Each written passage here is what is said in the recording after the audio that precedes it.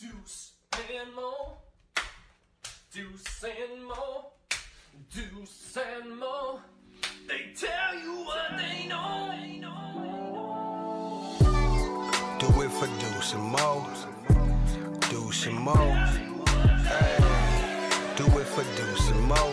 When it comes to the Kings, it's my favorite show. Do it for Deuce and Mo, Deuce and Mo. Hey, do it for Deuce and Mo.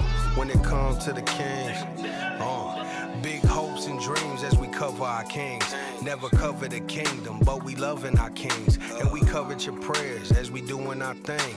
Big Deuce with the pod, Lil Mo on the screen. Solo or together, still do it for team. Never switch up for $1 or revenue stream. So we always got each other, balance out the beam. Deuce and Mo, and that's the end of the theme song. Do it for Deuce and Mo. We are live! Do it for Deuce and Mo. On a Friday night, it's been a minute since we've been live. But we are fueled by the NBA playoffs and the Game 6 we saw tonight. How are we doing, basketball sickos? When it comes to the Kings. We're just fueled by that. We didn't plan it earlier today after so much happened today. I was fueled in general, but the game just got more jacked because we get not one, but 2 Game 7s. Yeah. Yeah. Yes. So happy Friday night. How are you, Morgan Reagan? So When's the good. last time we were live on a Friday night? I don't know, because we did one other live during this postseason, but it was like it was random. like different. It was random. Like we were like, no, we gotta go live tonight. We had Doug Christie earlier. There's a big Game 6. This, I don't know. I feel good. I feel energized after this game. Where there's been a few games where I've been like, feel a little nappy tired. I'm riding sky high after seeing what the Rockets did tonight in San Francisco. To the moon. Yes, to the moon. Yeah, it was a really impressive performance by the by the Houston Rockets over the Warriors to force that Game 7. They were down 3-1, and we get a Game 7 coming up Sunday. A tight turnaround, by the way. 5:30 start in that game on Sunday in Houston for the old Warriors. The old tired Warriors. Oh, is that what Tight you're calling turnaround. We'll talk about that too. Yeah. No, super fun. But we got to start with what we just pretty much. I know. I got to start the pod. Oh, I haven't started Oh, it. I love this. It's the pre-show, Oh, bro. it feels so good to be back. Dude. Give me a hell yeah. Shout out to the basketball sickos who are going to be hanging out with us live tonight. Make sure to hit the thumbs up and subscribe. Also participate in the poll question, which is who wins Game 7? Is it the Rockets or the Warriors? Right now, 78% people saying the Houston Rockets. Shout out to the people here. Oh, Brand. What's up, Patrick? More say hi to Ricardo for me. Hi, Ricardo. Kings fan Snake. Jake. Thank you guys so much for hanging out in the live chat. All right, let's get started. Deuce and Mo, we'll come down. 3, 2, 1. Let me take a sip of this, if you don't mind. If we were pre-taping right now, this would more be like, are you serious? Ooh, damn. 3, Damn. 2, 1. Hit my music. Deuce and Mo, Deuce and Mo, Deuce and Mo. They tell you what they know. Deuce and Mo, Deuce and Mo, Deuce and Mo. The podcast that you know. Hey, welcome into the Deuce and Mo podcast, recording this late on a Friday night. We have to react to what just happened in Game 6 of the first round between the Rockets and the Warriors, with the Rockets forcing a big Game 7 on Sunday. We'll talk about Doug Christie's press conference today. And in addition to that, we say best wishes, I guess. Let's say goodbye to Greg Popovich, but he's still working for the Spurs. I didn't want to sound like he died. I had to stop myself for a second. Also didn't want to make it sound like he retired. Yeah, good. You get the point. Best we give wishes. some love to Greg Popovich on the pod tonight. But Morgan, first things first, it's starting with Game 6. What we just witnessed between the Houston Rockets and the Golden State Warriors. And for the 4th time in this series, Steve Kerr elected to change his starting lineup. Wait, how many times now? The 4th time. Jesus. And some of it, Butler got hurt too, right? For sure. But that's a lot of lineup changes. Yeah. And what was game 6 tonight, Gary Payton II goes in the starting lineup to deal with Fred VanVleet. And guess what? What? Fred VanVleet can't miss right now. No. That's a big storyline. The two big lineup was another big storyline just of this series with Şengün and Steven Adams. But I think my biggest takeaway to start this is I felt like the Warriors were unserious tonight.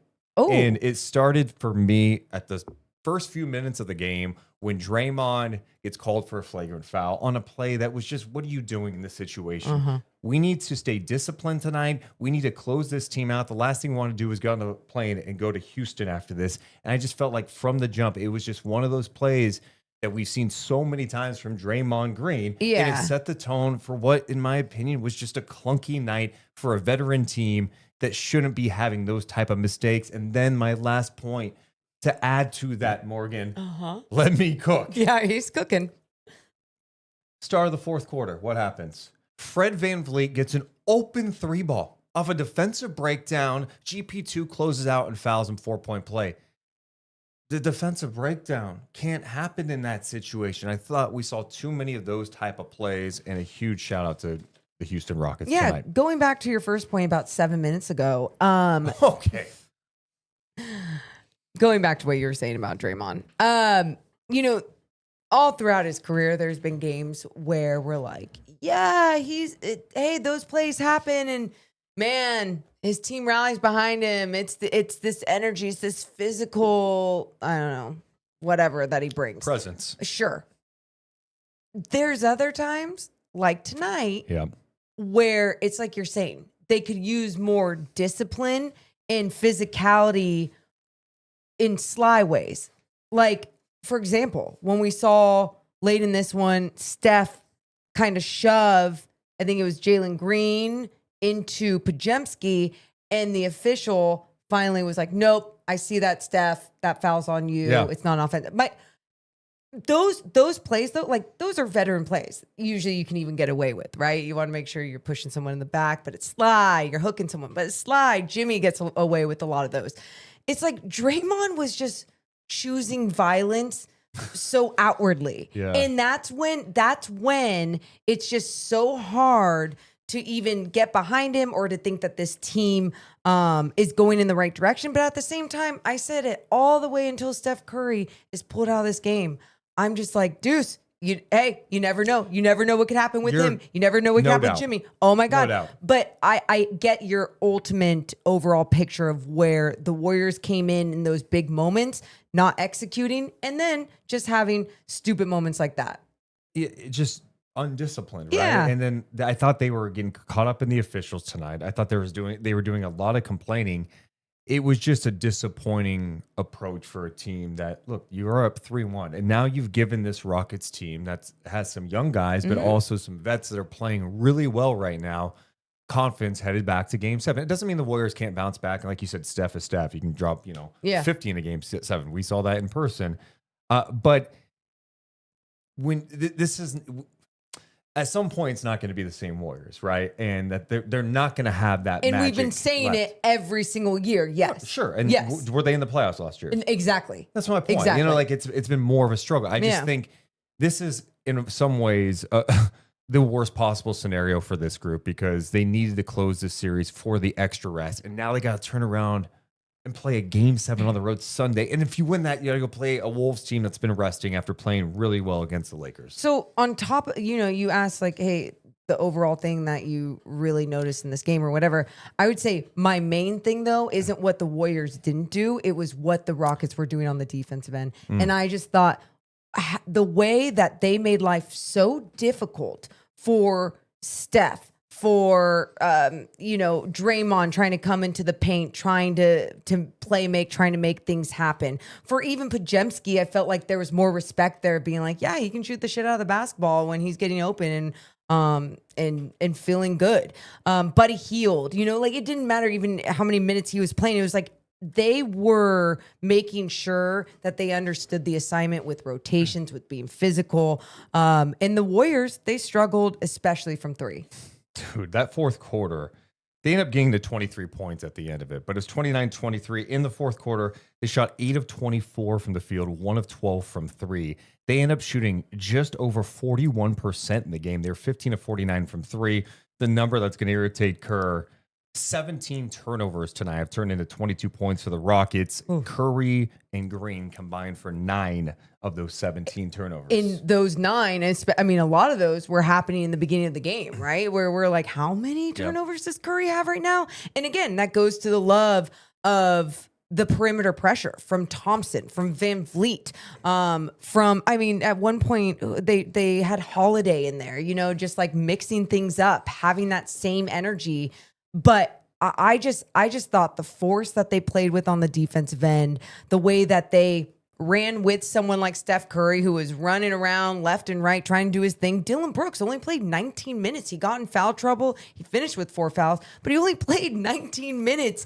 And even that alone, it's like they didn't need their energy guy out there because they have an identity that they were all just sticking to tonight. And I think what's been critical with that is what Steven Adams has been able to do in this series. Oh my! Steven Adams is not like some like gifted offensive player. I mean, he's not a joke. He could dunk, but he's not shooting the ball. He's not spacing the floor. You get him on the perimeter sometimes. Okay, you saw tonight, like on a mismatch, Curry was able to beat him off the dribble or something. Sure, but he's not a liability out there. And the fact that he can go out there and make defensive plays, how many times have we talked about in this series his ability to protect the rim by blocking a shot or just fundamental verticality at the rim, physicality, getting a hand on the ball to get an offensive rebound or tip it out. Even on plays where he's got to come out and stunt, he recovers. He moves well. Steven Adams has helped shift this series in such a major way. And it's been really beneficial for them to be able to play this two-big lineup that's given them success down the stretch of the season. With the Wolves-Lakers matchup, how many times we gave love to Rudy Gobert and his ability to come out on the perimeter. He's won Defensive Player of the Year multiple times, all the different things.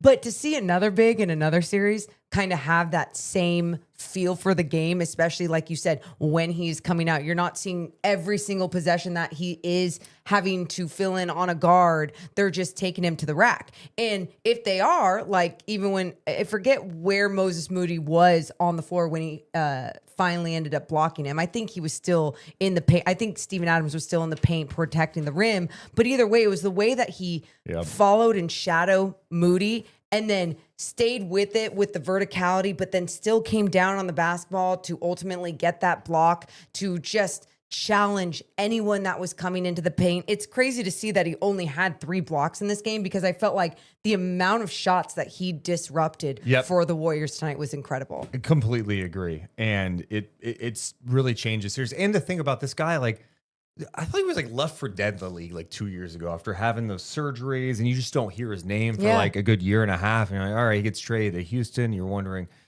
all right, what does he have left? And here he is having a major impact in this. I mean, he played 31 minutes tonight. And then, Steve Kerr so desperate to get this guy off the floor that they go hack Adams, which is such a mistake. End of the third, right? That's when they started it? Please tell me you have this in your notes. Yeah, I do. Please. 3:43 to go. They go hack Adams. At the time, 77-72 Rockets when Kerr decides to go hack Adams. We saw it at various points tonight.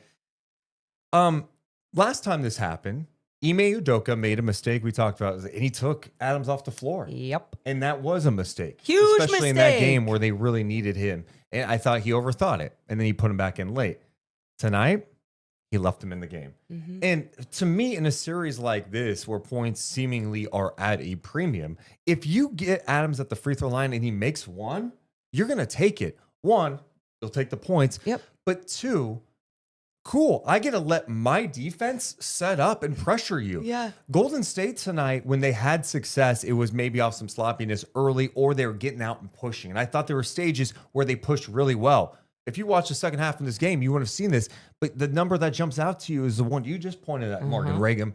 The fast break points in this game. Golden State had 28 fast break points, 28-11 on fast break points. They had success when they got out and run. So go and hack at Adams. by the way, which did not work tonight. Nope. He missed free throws, but a couple of the times, one, it was a Şengün offensive rebound put back. There's another second chance opportunity created from it, and he was 9 for 16 at the line. So one, it's not effective. He didn't take him off the floor, and in addition to that, you guys are walking the ball up the floor because the Rockets defense is set. Yep. It's a mistake, and Kerr shouldn't be going to it. I'm so with you on that. And I mean, you pointed that out when we were watching. You're just like, they need to play fast. They want to play fast. I didn't even see the fast break numbers at that specific point that you were talking about that. But you're so right. It was like they were taking their own team out of rhythm, out of a flow of the game. Yep. And especially it was when you get Steph Curry in that early offense and you get a 35 feet away, whatever it is from him, but he's in that flow. When the Rockets defense was setting up, which they ended up ultimately being able to set up so much more because of that, especially late in the game, it was like they were able to deny Steph Curry. They were able to get on whoever they needed to be on, allow the people that they wanted to shoot the basketball, try and live with it as long as Steph wasn't getting his. And he ultimately wasn't getting his from beyond the yard, finishing 6 of 16. Yeah, he missed 10 threes in this game. He did finish with 29 points, but not super efficient. Also, playoff time, it's efficiency, whatever. You're going to go down swinging with your best guy, so I'm fine with it. Butler tonight, 7 of 17, but just 1 of 6 from 3. You know, some of the guys like Buddy going 0 for 4, that hurts him tonight. Yes. He's not good defensively. He started this game, only played 16 minutes. Draymond, I said this to you, he makes his first 3, and I think when he makes his first 3, it really plays into the other team's favor, in my opinion, because he just thinks he's going to make more. 4 3-point attempts, and okay, he makes 1. He made the first one. Fine, and they're going to live with that. Who are the other numbers? Quinn Post has been such a good 3-point shooter. He's just 1 of 4 in this one. GP2, another guy, 1 of 4. So, you know, you look at those two, Draymond and GP, who are just not known as good 3-point shooters. They combine 2 for 8. They have 8 3-point attempts. Ime Udoka's going, cool. Like, yeah, this is what we want. We'd rather those attempts go to those guys than a Steph Curry or a Buddy Hield, Quinn Post, etc. They executed their game plan on that end of the floor, you know, and obviously trying to limit someone like Jimmy Butler getting to the free throw line. He was 12 of 14 at the free throw line. His 1 3 that he did make in this game was that and one opportunity. But again, ultimately you had a situation where you were dictating how things were going to go on that end of the floor. Now, we're obviously talking about different things. If Steph's just feeling good, getting his, even making some of these shots with his eyes closed or whatever it is. But then if you have the others, I mean, how many times we've talked about in this series, when the others step up, even when Steph isn't having his game or Jimmy wasn't even out there at one point, it's like the others really can make a difference. The others weren't necessarily there tonight, but someone I do want to give love to was Moses Moody. That was someone every single time we saw him out there on the floor. Yeah, it's both ends of the floor that he is getting things done. And he finished with 13 points off the bench, gave them a little boost that they needed from the others. Yeah, I'm surprised he doesn't get more run out there. I'm with you. The decision to start GP2 tonight too. I mean, on one hand, you're going, okay, there makes some sense. You're going to put GP2. You're just going to have him glued to someone like Fred VanVleet, who's been on an absolute tear, right? And that's good. We're just going to face guard him, pressure him, all that stuff. And you bring Podziemski off the bench to give you kind of that spark, that energy, and maybe he's a little more fresh. And then they threw Moody on VanVleet as well at times. It didn't work. VanVleet has changed this series too for a guy who didn't shoot it effectively from downtown this year. I think it was 34%. The way he started this series, awful from 3, couldn't make anything. And right now, this guy is unconscious. And, it's all pick and roll situations, maybe breakdowns, it's whatever. Insane. But it seemed like anytime the Warriors would make a little run, the last couple of games, VanVleet just, boom, answers with a 3. And it just feels so impactful because you know how this goes. Warriors make a 3. Oh, they cut it.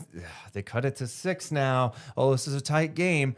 VanVleet misses, and then Curry hits a 3, and you're like, oh my God, they're right back into it. But each time it's been VanVleet like answering, and you're like, oh man, okay, lead back to 9. And answering, you talk about answering, obviously, with his shooting ability and the way that he's been making baskets, but the way he is out there as their veteran point guard, as their floor manager. Wow. I mean, how many times are we looking at this game, at this series and going, man, they'd be lost without him, with just the way that he manages the floor. And I'm You're talking so about right. in the 2-man game. It doesn't matter if Şengün is finally popping up at the high post because Van Vliet's getting that double thrown at him. He's making the quick decision. He's getting off the ball, because we said this in the beginning of the game for the Houston Rockets. It felt like Jalen Green had the ball in his hands and he wasn't getting off the ball fast enough. He wasn't making that pocket pass that was open so many times. And that's part of it. Like GP2 glued, right? Yeah. Away Yes. to someone like Van Vliet. So, all right, Jalen, got to make something happen. Jalen's decision making, I thought, was really putrid in that first half. Absolutely. And it hurt him. I mean, that first quarter, they have 6 turnovers in the first.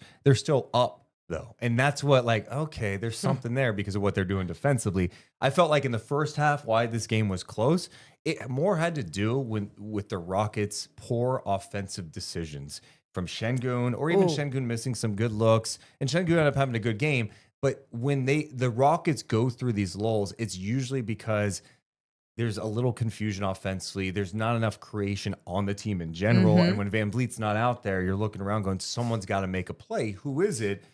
Şengün. Don't be indecisive. Like, go get yours. Don't pass up shots. You know, if Green, if there's 2 on the ball, get off of it. Yes, and especially when the Warriors were going in, I felt like it was a zone at times that they were going in, and it was you'd see like Thompson. It was usually Thompson that would be like in that dunker spot, and it's like flex, do the flex cut, go baseline, just keep moving. And every time that would happen, when Van Vliet would get back out there, you would notice that it would go Van Vliet, ball to Şengün. Şengün would find, whoever else, because you would see Jimmy come up or whoever needed to come up on him. And just making those quicker decisions that we saw throughout this game was making all the difference in the world. And really quick, because I did bring up Thompson, Doris mentioned this during the broadcast as well, but you think about the way that Thompson can play on the defensive end and finish with 3 steals tonight, but what he is doing offensively with the way that he is attacking off the dribble as well. I gotta be honest, wanted to see more of it. I know. Especially in that first half, because when you see it, you're like, yeah, he's tough. Some fun shit. They'll attack mismatches, and it's like, when he's getting downhill, it seems like it's a mismatch for anyone. Yeah. But specifically, there was one play in the second half. He got downhill on Quentin Post and just attacked him, and Post comes out, he just blows right by him. There's no rim protection, easy bucket. This whole thing started because we're talking about Van Vliet. Oh, thank you. And Yes. the pressure and the decision making. Yeah. And it felt like he was making the right decisions, those pocket passes. So he finishes this game with 29 points, 8 assists, 8 rebounds. But the number is the efficiency over the last 3 games, especially from 3. 8 of 12, 4 of 6, 6 of 9 from 3 the last 3 games. That is 18 for 27, 66% from downtown for Van Vliet. Dude, that's even Steve Kerr trying to mix things up with his lineup, thinking GP2 was going to be the answer. And by the way, which can absolutely be a defensive menace at times and be that answer. And at times you saw the Rockets in the beginning of the game not being able to really handle it. But then they made their adjustments, and I felt like the Warriors didn't end up making the adjustments, the necessary adjustments, to make sure like Van Vliet was treated like Steph Curry. I mean, you have one of the best players, one of the best shooters on your team of all time. I'm sure you're learning different ways, different tendencies of how to guard him. So like, they didn't bring that into this game ultimately for all 4 quarters, and that hurt him. I also just don't know, the Warriors, I don't think have those type of pieces that can. When they lock in, though, I guess, because even a few games ago, we're seeing Buddy Hield pick some guys up along the perimeter. I know. It just didn't feel like it was there to some me. of it, I think Houston, and it's been amazing, like seeing them kind of fight through this series at times, because it's clearly a team that's like not totally formed into, in my opinion, their final product. You like Şengün and you like Thompson, this young talent in this team. But there are many times you're just left going, ugh, what, Şengün, why can't you do that? And you're like, oh, you're 22. Like, you got to figure this shit out. Why are you passing up on that mid-range shot? Why aren't you making that pass? You're being so hard on a guy. Why are you being passive? Why are you being this? It's like, dude, like, he'll figure it out, hopefully. Same with Thompson. I could be more aggressive. But, like, tonight, there were moments you were just so like they looked lost offensively. And so what does it look like once they get another creator, if they can make a big swing for a trade and go get that person? Because right now they're still able to be in this series, fight back from 3-1 without that. And I think that's what's been impressive, right? Van Vliet, the vets, Adams have been big, and then the young guys have given them enough too. And then defensively, they're everywhere with Eason, Jabari Smith coming off the bench. And I mean, you just watch him go, he should play more. He hits a couple of big threes tonight. Yep. He's long. I'm impressed. Yeah, and Eason also finished with 4 steals in this one as well. So, I mean, he's someone that just his hands, his arms are always up in a passing lane. I thought he came in, gave them a nice little boost in his 16 minutes. But ultimately, when you look at the future for the Houston Rockets, where they are now with some of these young guys, one of the younger guys that we obviously have, I guess, been critical of, and for good reason, would be Jalen Green. Sure. But I would say tonight in his 32 minutes, even with his 12 points, it felt like there was better moments out there from him, especially on the defensive end. He had that block on Pajemski on that corner 3, just a nice little hustle play. He had 5 rebounds. That's the other one. So, you know, he was going in there, crashing, doing what he needed to do. And especially if he's not making his shots, he's got to make sure he's doing the other things. That's it. For me, it's like do the other. Like he had one baseline attack, I think in the second half, might have been that fourth quarter, whatever, second half. Yeah. And Warriors defense came over. It looked like there's a lot of contact with Draymond Green, whatever. He missed the shot, but he got the offensive rebound and put it up. And Ime was so fired up after that. Yeah. It's like, those are the things, no matter what. And I think some of these mistakes that the Rockets are making are correctable. And it's a lot more fun to have correctable mistakes when you win, go on the road and win a game 6. And that's what's so impressive too. We talk about this is like, this is their first time playing the playoffs together like this. And they just won game 6 in a tough environment. You know, like game 5. Oh my God. Kerr took out his guys early in the third. Yes. It's out of hand, even though the Warriors got it to 14. And the thought that they were talking about in the broadcast was like, look, we got a few chances here to win it. Let's get our guys some rest and they'll be ready for game 6. Well, they got rest and it didn't matter. Yeah. So I don't know. Where are you overall as we head to game 7 on Sunday? Like, do you... Excited as shit? No, like, but what do you mean? No, like, are you thinking anything? Like, who are you leaning toward at this point? Are you? Deuce. I feel like you're never gonna doubt the Warriors. So, But give me a real reason to tell me that like you're dead. You're like they always stay alive. And again, I know they were out of the playoffs last year, but I ultimately, with Steph Curry on their team, and Richard Jefferson was saying the same thing on the broadcast tonight. I was like, I don't know, as long as you have Steph on your team, like I just can't count you out. And I'm like, he's one of the scariest men out there on the floor. a good example. A couple of years back, first round, Kings Warriors.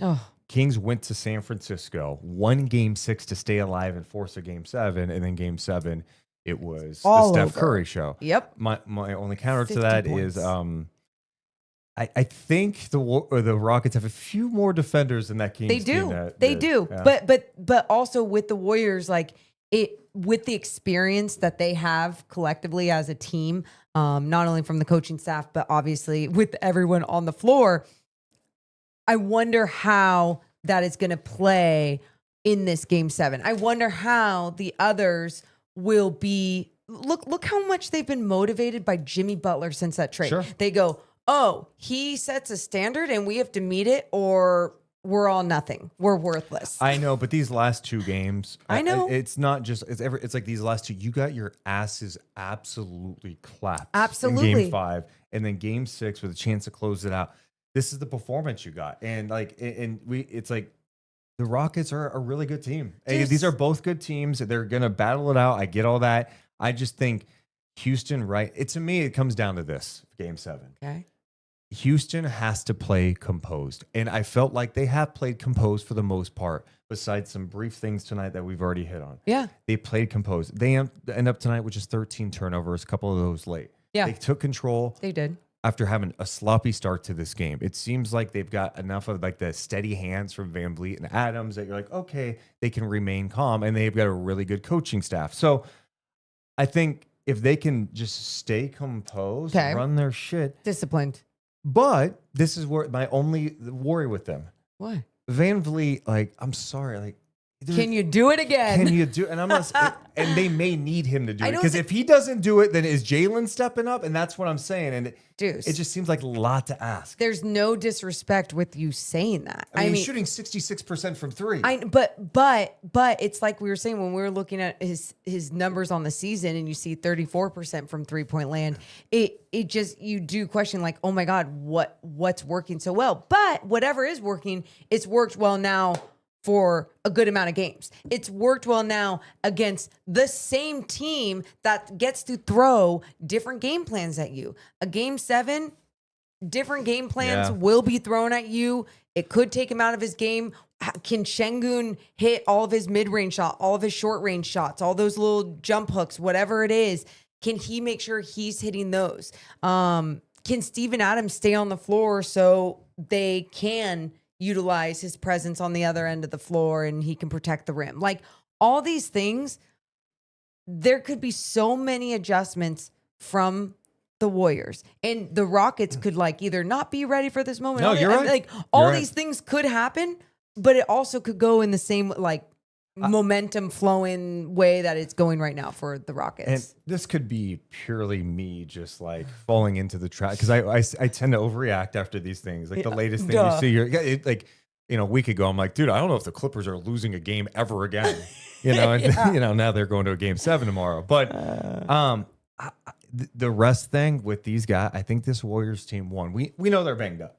Yeah, they look tired at points in this game again. All right, Steph has to end up playing major minutes in this game. What were the end of... Oh, I have it right in front of me. Steph played 42 minutes. He played 42 minutes. Jimmy Butler played 42. We know Jimmy's banged up.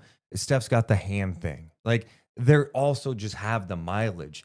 This tight turnaround, remember the start of the series? They had a couple days in between games. Yeah. This is every other game against a really physical team that keeps coming at you, that plays physical.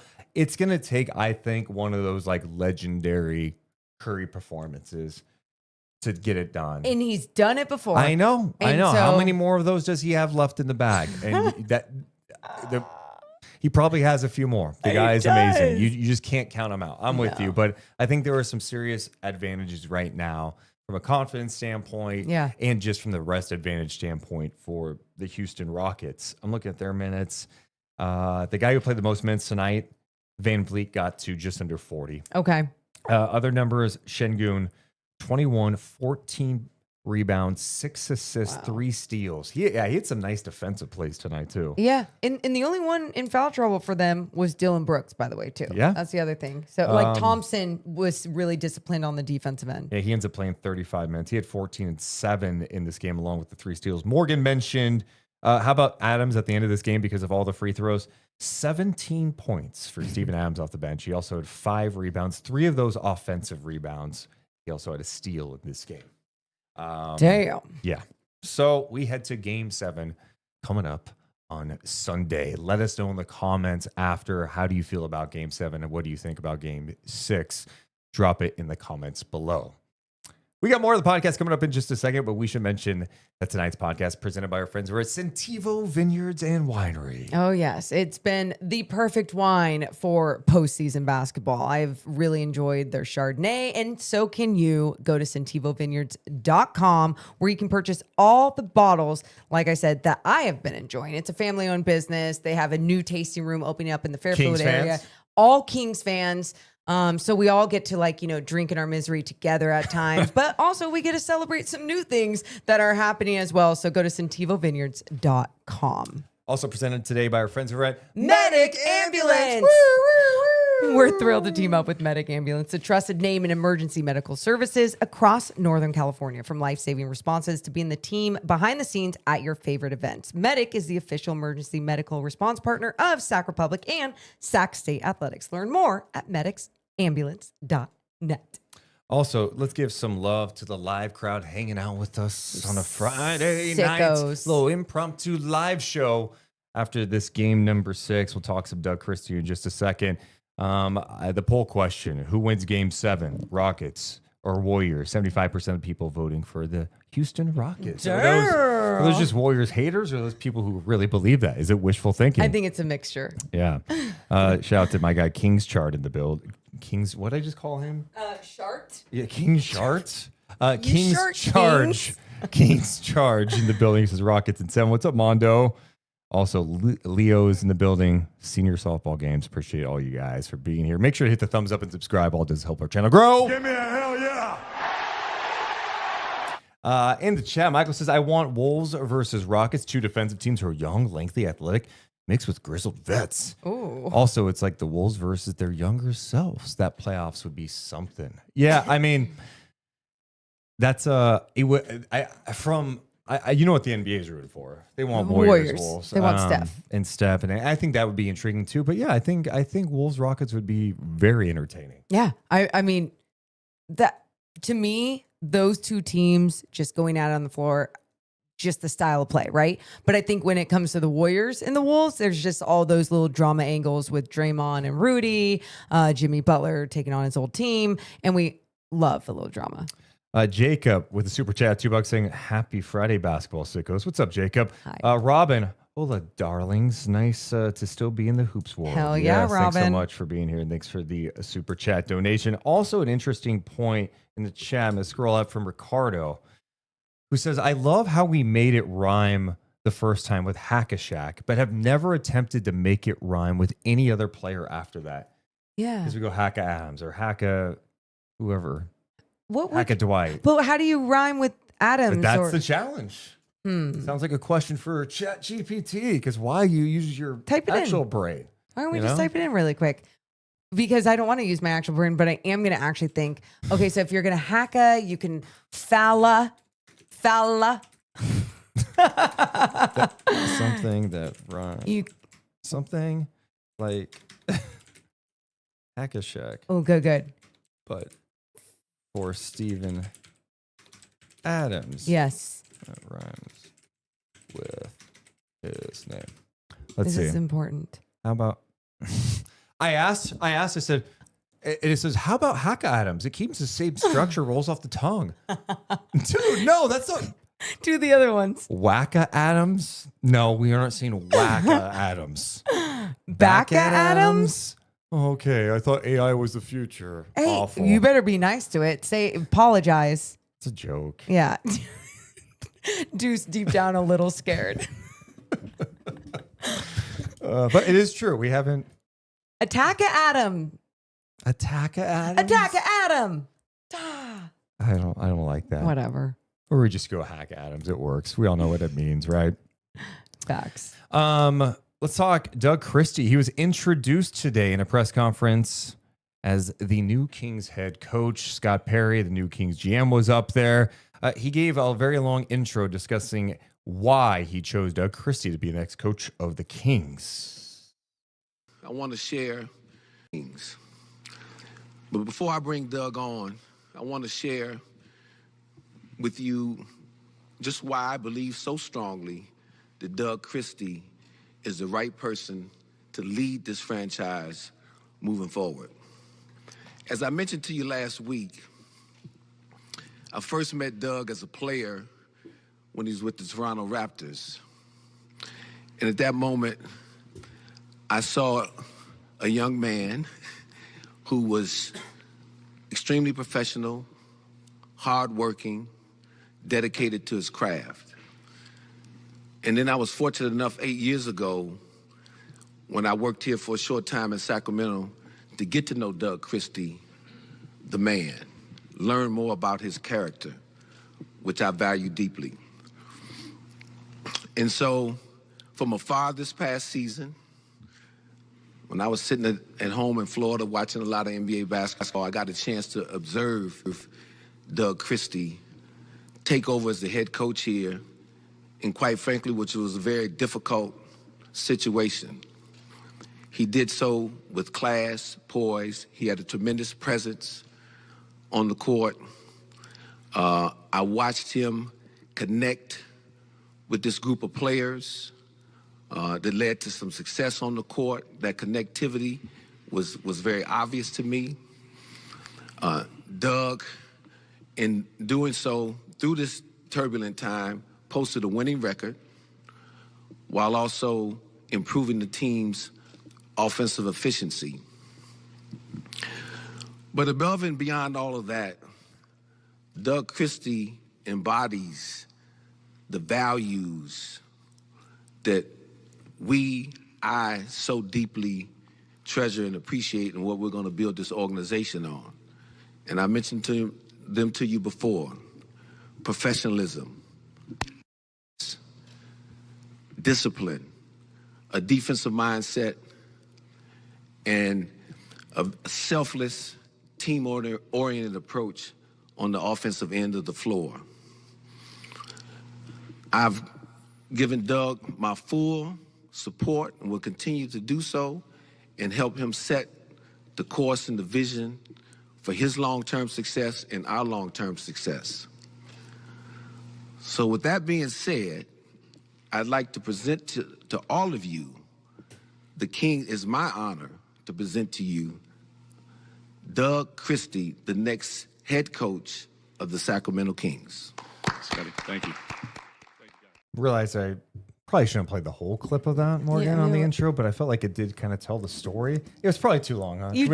You stated right from the start, you're like, a lengthy intro. And then I'm like, okay, well, how much of those intros are going to play? Right. And then it's like, oh, shit, he's playing the whole thing. I'm going to take that. Okay. I should keep up the pace, but I just wanted to set the tone for how Scott Perry was talking about Doug Christie today. There's been so much talk about the hire, right? Doug Christie has a lot of fans, but there's also some people that are going, why not do a full-on coaching search? Is this really Scott Perry's guy?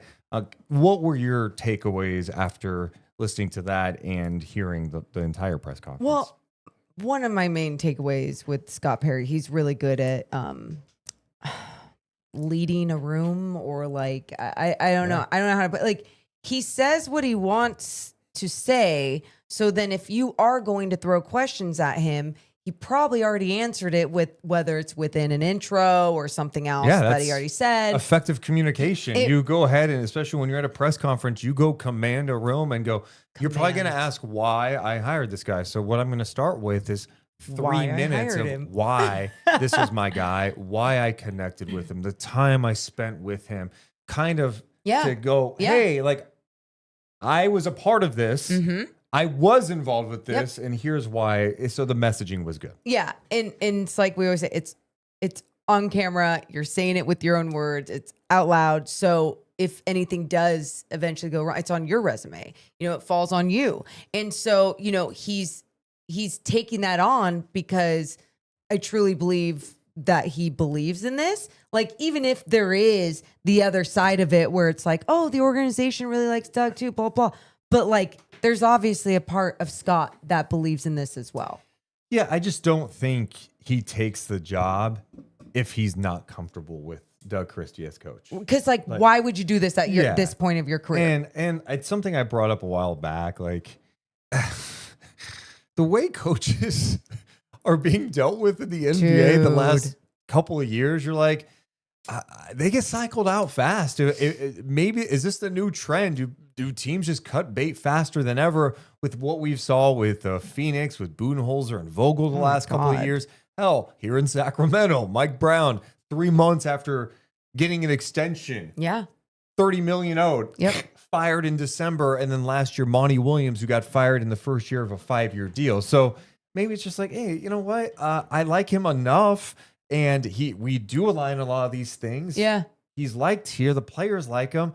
If it works, this could be great for us. And we know who he is. Like, that's you know who this guy is. And he knows the organization. But you also brought up another trend to me earlier that it seems like what teams are kind of doing as well. Well, we're seeing teams, these last 3 job openings. Yeah. Go with the person who was in the interim position. Correct. Right? Doug Christie took over in Sacramento. Then today we find out Greg Popovich is no longer going to be the Spurs head coach, transitioning into being the team president. We'll talk about that later. But Mitch Johnson, who is the acting head coach, he takes over. Dude, people were like Taylor Jenkins maybe getting that job. There's so many other names being floated about. Who's going to coach? They go with Mitch Johnson, a guy that they just know, who's been as an assistant. They know him. He's done the job. Oh, okay, the guys like him. Yeah. We're going to go with it. You didn't see a coaching search there. Memphis, same thing, right? Taylor Jenkins gets let go. You have Tomas Izalo. Is that how you say it? Izalo? Dude, that's really good. I was like, how Isalo? is Deuce gonna? Because Isalo. I haven't said it enough. Okay, Anyway, Isalo. Isalo. I hope I'm nailing I that. pray you are. Still learning. You know, you don't. Especially with him. Yeah. I wasn't saying his name every single second after Taylor Jenkins I got feel fired. bad if I mess that up. Anyway, We'll get it. he takes over, Yeah. right? After Taylor Jenkins gets fired late in the year. And now he gets the job. They do a coaching search, a guy that's been in-house, a guy that's really respected, all that stuff. My point isn't like, oh, the Kings are doing the right thing. I'm just saying, like, from a trend perspective, I do find it interesting. I don't know what it means. And that's why I go, I wonder if these teams are just thinking, you know what? At least we know that this guy. Yep. They know us. He coached him last year. He did a good enough job. Let's give it another chance. And we're not paying them a ton. Well, and that's what I was going to say. If we fire them, like maybe it's low risk even for some of these people of where they're transitioning of going. And that's why even when you look at the Sacramento Kings and what they do need to do, I guess that was one of the questions I thought was interesting. I think it was Michelle Dapper or maybe someone else that was talking about like the roster and like, what are you doing with this? And it was like, that is where I felt like we weren't getting the clear answer, but at the same time, what are they going to say? Right. At this point of the off season, what are you going to say necessarily? Like, yeah, no, we want to trade this guy, get rid of this guy. It's more they talk about the whole of what their goal is within their identity, and especially when it comes to the defensive end. And look, you all love when a GM, especially a new GM in your organization, talks about defense and integrity and all the good things. But I think there's more than just buzzwords to this, because someone like Scott Perry has been in basketball for so long that like he knows the people that he's thinking of and or talking about that he has possible relationships with that he wants to get here in Sacramento. Yeah, I mean, and if you're watching this playoffs enough, you see the teams who can guard multiple possessions, who can protect the rim, can create second chance opportunities and just rebound. Mm-hmm. They're going to be in it. Mm-hmm. They're going to be in it, and so you can have offensive firepower like the Lakers, right? With Luka and LeBron. What was the other? What happened on the other end? You had a team in Minnesota that's got dogs, that has versatility and depth, and you need depth too. And so all these teams want the same things. They want versatility at the wing. They need rim protection. You look at the Lakers, zero rim protection. They couldn't even play Jackson Hayes. They get bounced because of it. You have to be able to guard. You have to have rim protection. And so these are all things that, like, we could talk all that. Hey, this coach was like, to your point. It's like, well, let's see what they do with this roster, and it's not going to be easy to alter everything either. Yeah. No. So ultimately, though, I guess that was the overall vibe of today's presser. I feel like I've got a bit of a motor mouth tonight, huh? You know what? Not as bad as you think. Okay. Definitely has been worse. Really? Yeah. Okay. Like you'll have some takes that are longer, but you're actually making good points. Okay. So I'm like, all right, let him cook a little, you know? I'm unlocked right now. Yeah. I'm feeling good. Hey, but it's Friday night, as you should. I'm feeling awesome. I love basketball. Morgan Reagan. Yeah, what else? Speaking of Doug Christie, he was asked about like his relationship, building a relationship with the new GM, Scott Perry. Simple, like just talking to him, I think that you guys get the gist of what Scott is about. You can hear the professionalism, you can hear the drive and desire, but you can also hear cutting through all the bull. And that's one of the things that I truly appreciate about him from talking to him is I know that I'm going to get the honest. And that's one of the things that in our business you don't always get, and I appreciate that. So, yeah, we got the right guy. That's good to hear. That's great to hear. That's number one. I need my GM and head coach to be on the same page. And I think that's one area where Kings fan, it's like a legit point. Like when we knew Monty was gone, we're like, okay, is there going to be a full coaching search? Yeah. Because the last thing you want is like to hire your head coach before you hire a GM, because that just doesn't seem like a situation that thrives very often. And we've seen that in Sacramento, right? So you need this partnership between Perry and Christie to be real. Yeah. And they seem like two real individuals. So I have no doubt they could be on the same page. And as Scott said, like they have the same basketball values. Absolutely. And like, look, relationships change over time. Like what we're saying right now, like anything could be different a year from now, 2 years from now, 3 years from now, hopefully even longer. But at the same time, to be on the same page from the start and kind of appreciate the game at the same level as well. I mean, we know this about Doug. He's a basketball sicko. He's a student of the game. And now he's learning basketball at every level, from broadcast, playing broadcast, to now being an actual head coach in the NBA. So I just feel like those two together with what we know about them and their personalities and their character, it's starting off in the right direction. Christie was also asked what has to change for him to be successful as head coach. It has to change in order for you to be successful here. Well, I Thanks, think Sean. the first thing is sitting right next to me right here. Like Scott led just comes in and leans on credibility. He leans on steadying things out, and just our conversations, like that probably gives me the biggest sense of calm and knowing that going forward, the path will be, like he said, North Star. Like we're headed toward the right direction. And for me, just personally, that's the biggest thing is Scott and the direction that we go from here. Good to hear. Yeah. Again, love it. Saying all the right things. The last thing, of course, anytime a coach gets hired, you have to ask them about a culture. A lot of people talk about culture, and for me, habits build culture. Culture is a byproduct of habits, and we want to establish a very, very high level of those, but also the ability for our team to be a physical manifestation of this community. It's blue collar, it's hardworking, it's loyal. Dogs. It's so loyal that it kept the team here, and we want players that are going to represent that they when they come through the turnstiles and when they leave, they know that they've gotten every piece of what they thought. Heart, soul, blood, sweat, tears, they get it all. And that's what this community is about. And I think that that's what Scott is saying, to echo him, is what we want to be about. Yeah, I love that because it's simple. Like, of course, all Kings fans want a winning product. Yeah. Yes, please do. Yeah. Basketball gods for once. But base level, like, I want dogs out there. I want guys diving on the floor. I mean, some of like my favorite moments this year were like, can you believe that play Jake LaRavia made? And it was like him diving on the ball. And like, those are the things that you want. Yeah. It's guys that are just going to go out there and fight and not roll over. It's something I try to explain to people when people try to just say like, oh, we have the best fans in the world, like in our city, in our market, blah, blah, blah, all the different things. And I love people feel that for different reasons.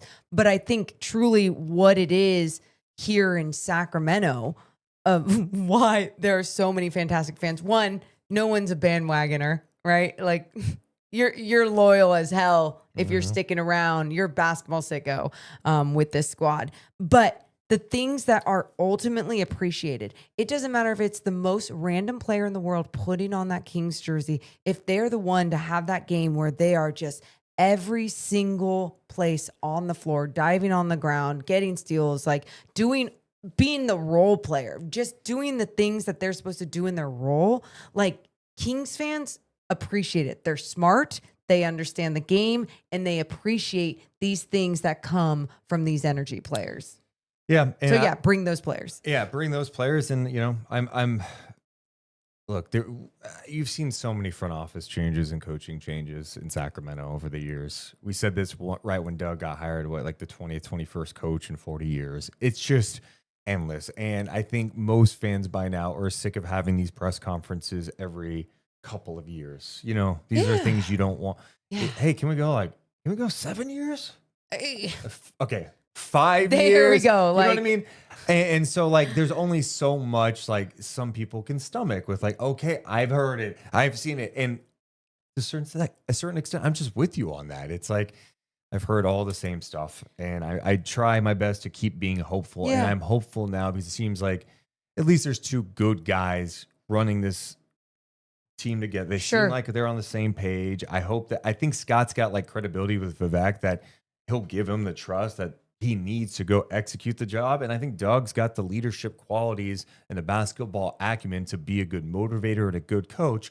You surround him with some experience on that bench, whether it's former head coaches. I know Sean Cunningham mentioned he heard the possibility of someone like Mike Woodson, the former Hawks and Knicks coach. He actually played for the Sacramento Kings at 1.2 back in the early 80s or 1985, whatever. Anyway, Woodson, a lot of credit. You know, who else can you find some experience on Christie's bench? That's going to be critical going forward. Yeah.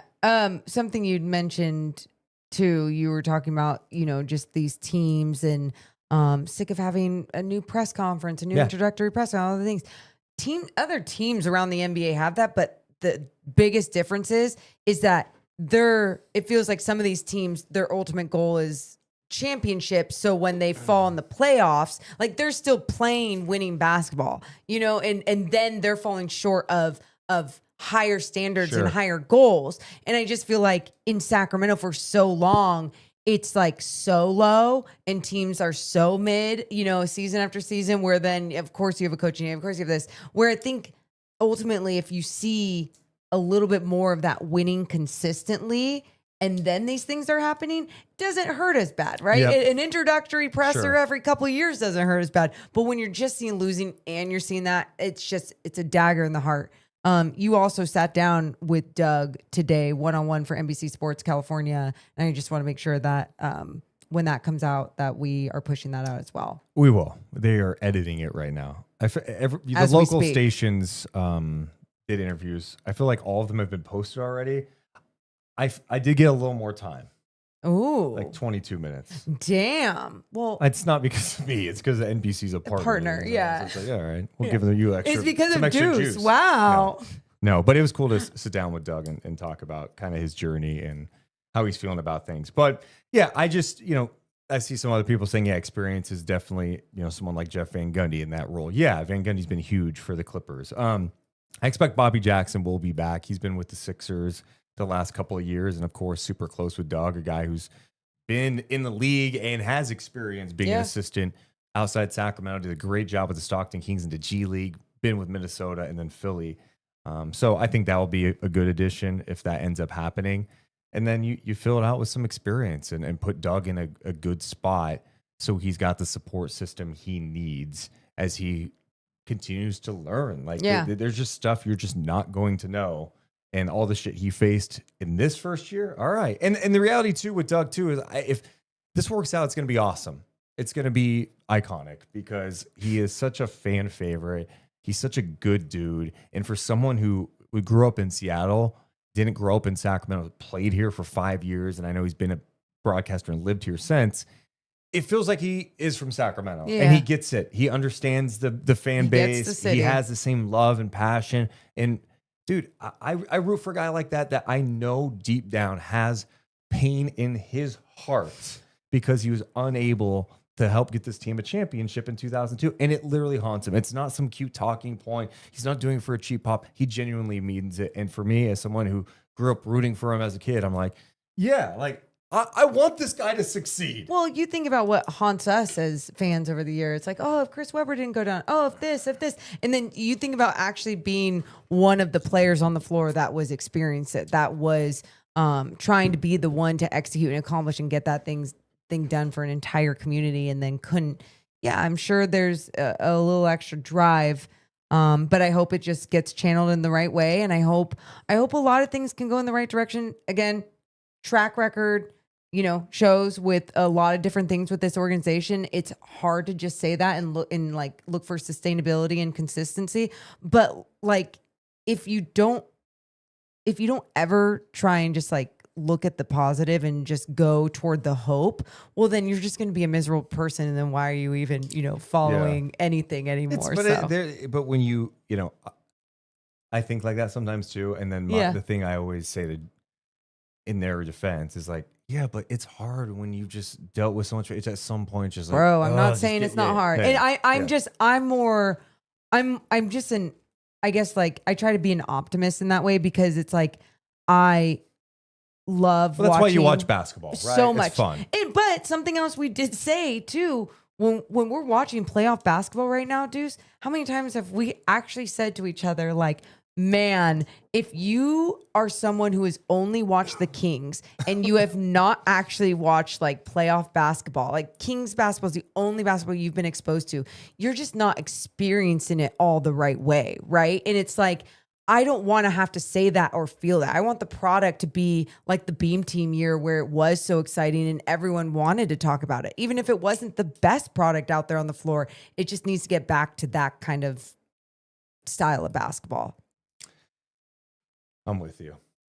And hopefully it does I get need there. it for my soul. I am at the point too, watching the playoffs too, just going, oh God, this guy would look good here. Houston, what are you doing with all these wings? Do you really want Easton? I know you like him, but you're kind of like, you're not committing to him fully, right? Like, you can't play him 30. What about Jabari Smith? Can you use someone like that? You're Come insane. on. Insane. That's where I'm at because I want to see it, but that's going to be the challenge. And I know we're going to cover all offseason long about, okay, how do they navigate these offseason waters with some of the contracts that they have? Who could they part with? Blah, blah, blah. I'm fascinated to see how it plays out. I really am. I am too. Any other thoughts on today with Doug Christie? No. Okay. Making sure. I love that I had to actually think Yeah. about it just to make sure. I'm like, no, just excited for all the newness to start once again. Well, those weren't the only coaching things that happened the last couple of days. The Grizzlies, as we mentioned a little bit ago, they give Tuomas. This okay, can I just say something? Yeah. I'm probably overthinking this. You probably are. But I looked at the Grizzlies game notes. Yeah. And it said Twamas. Yeah. Tuomas. Yeah, let's go. Tuomas. Isalo.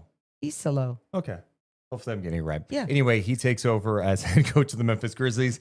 But the biggest headline today, Greg Popovich will no longer be the head coach of the San Antonio Spurs. After 29 seasons, he is stepping down from that role, and he is becoming the president of basketball operations. More, and some of this stuff here is crazy with what he accomplished. And we know it, but like saying out loud is insane. So 29 seasons. He took over as head coach in December 1996. Mm-hmm. When, as GM, he fired Bob Hill after a 3-15 start and took over on the bench. ESPN continues to write, saying, after San Antonio missed the playoffs that season and landed the number one pick, taking Tim Duncan, Popovich led the Spurs to 22 consecutive playoff seasons from 1998 to 2019. What's that like? Including winning at least 50 games in 18 straight seasons. Jesus His Christ. NBA's career win leader. He's the NBA's career win leader with 1,422 regular season victories and guided the team to 5 championships. He's amazing. Absurd. Go. First of all, I'm bummed that this got taken from him. I know. Because of a health issue, and it's sad. You know, you want to be able to go out on your own terms, Sure. and that's where life's just not fair. I'm happy that it seems like he's progressing and that he's going to be involved heavily in the day-to-day operations of the Spurs. That's huge. And that made me happy too, just that it is continuing like that. And I think sometimes too, as you do get older, it is important to not just stop abruptly as well, right? Like, and to keep going with habit and routine and all these different things. So it is so nice, not only for that reason, but obviously because he is a basketball mind and what he will be doing with the San Antonio Spurs. Also, though, we talk about everything that he did on the court, but I just think who he is off the court. Yes. And just I had the opportunity. I still have the photo that you and Jason Ross took of me in the hallway talking to him. It was probably like 2016. And I just really got to express what he meant to me, not only as like someone who is obsessed with the game of basketball, but just as an ally in this business, and just having someone that you know is going to support you, but that has a voice at the top. And he always made sure to use that voice. It is so very important. And just, again, being someone in this business that is a male dominated business, there's challenges that are thrown at me. There's even more challenges thrown at so many others, but having someone like him at the top with the voice, and he was using it, it's just incredible what he's been able to do. Couldn't have said it any better. I mean, he's just a good guy, and the amount of love and respect that is outpouring from all over the league is not fake. Yeah. Like he's made an impact on players, you know. DeMar DeRozan had a story talking about when he was with the Spurs, God. right? And he had his dad was in the hospital dying, and DeMar was in there, and Greg Popovich basically was like, I'm not leaving until you're leaving, and stayed there for hours just crying with him by his side until, you know, his dad passed, and he was just there for him. I mean, as someone else said it, he was a father figure for all of these men for so many years in this league. And, you know, he was in a position where he didn't have to do certain things, but that's also what led to so much greatness for him on the floor because of the type of person he was. Be a good human and you too can be a champion, okay? Yeah, he's a great one. And now Mitch Johnson gets that opportunity to take over the reins of a very intriguing team with Victor Wembanyama entering year 3, De'Aaron Fox, the rookie of the year, Steph Castle. Yeah. And then some of the rumors that just fly around like crazy is like, could they be one of the teams that takes a swing? If Giannis is available, you know, could they be a Kevin Durant team? And what does that do for that group? But what an opportunity it is for Mitch Johnson to take over and get this job at this age with Victor Wembanyama. It's huge, but it's also huge because you still have Greg Popovich who is there and is going to have your back, right? So even if you felt like, oh shit, this organization could be going in a different direction, because, hey, changes are happening, that it's not going to change all that much. So it seems right now from the outside. So Mike brings up a great point about Popovich too. Pop has been able to adapt his systems over and over while keeping a great defense every year. Yeah. I mean, he had those teams in the, you know, late 90s. They were just like grinded out, like boring, you know, like even in the early 2000s, like 03, I think it was, 04 or whatever. It's just like, oh, are they going to score 80 points? They're just good defensively. Bruce Bowen's annoying ass, you know, all that.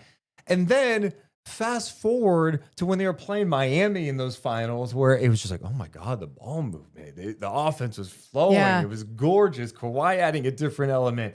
They just had some fun teams. And remember, totally different style. That I was going to say, I remember so many people around the league over the years being like, oh, it's the Spurs. They're kind of boring. And I just feel like the real basketball nerds appreciated all the boring basketball, all the fundamental basketball that was happening, the discipline.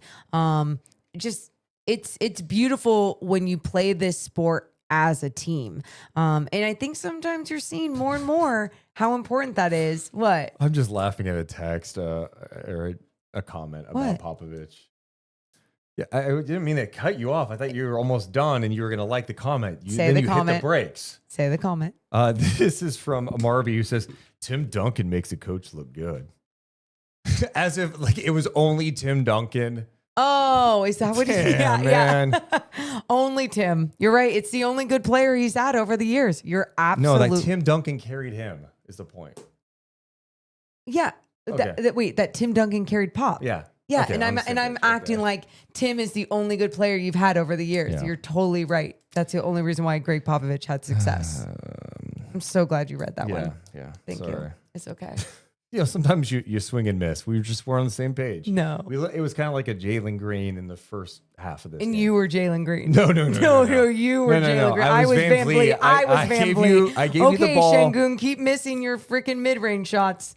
I'm sorry. I just felt like that was going to hit with you a little bit and you're going to laugh, go at him a little bit. I misread the situation.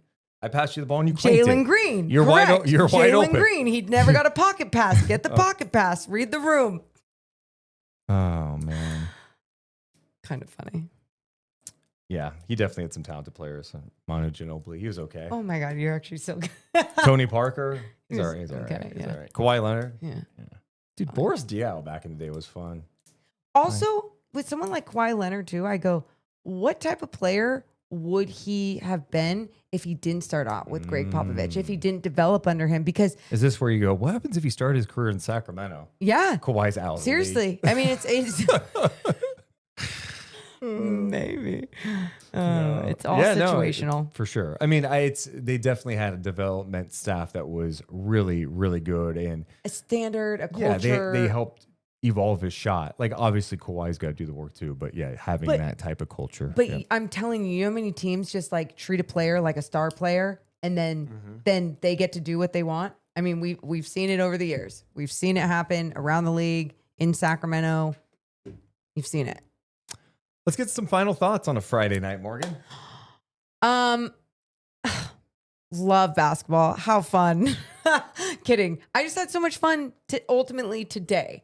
I like everything for the Kings. Everything's like the Band-Aid's just getting ripped and everything's going fast. Yeah. And I appreciate that. That's not dragging out? Yes. So that makes me happy. I'm like, great. Already did an introductory presser today. Awesome. And then had a really fun game, a game 6, to force a game 7 on a Friday night. Hell yeah. I'm excited. Yeah, I echo that. I've said that twice tonight, but it's true. Because I keep saying good shit. Yeah, dude. I'm echoing everything you say tonight. No, I really enjoyed doing a live one tonight. It was fun on a Friday. Aw. Talk hoops after this game. I love it. Some good conversations. Needed that in my life. Yeah. It's not just the Kings who don't do coaching searches now, apparently. Yeah, the Spurs and Grizzlies do. and Where even- I'm like, I don't know. Should I feel better? I don't know. Yeah, sure. So then when people do get mad, you be like, oh, this person did a good Yeah, job. well, dude, okay, yeah, they're the only team. Memphis and San Antonio did it. Yeah. They started We're the not trend. alone. Yeah. The Kings started the trend. I know. No, I'm excited. I'm always excited for the offseason because it's just the unknown of like, I really don't know what to expect this offseason. Yeah. Oh, and we'll have some fun stuff to probably talk about hopefully by like next week. Damn, Morgan's about to be busy, huh? Damn. Busy. You're Anyway, busy. we appreciate you guys so much for hanging out with us tonight. Make sure to drop comments after this ends. Hit the thumbs up and subscribe. We love you guys, but we gots to go. You all have a wonderful rest of your night. Thank you so much for being here live. We'll talk to you soon. Deuce and Mo, Deuce and Mo, Deuce and Mo. They tell you what they know. Deuce and Mo, Deuce and Mo, Deuce and Mo. The podcast that you know. Deuce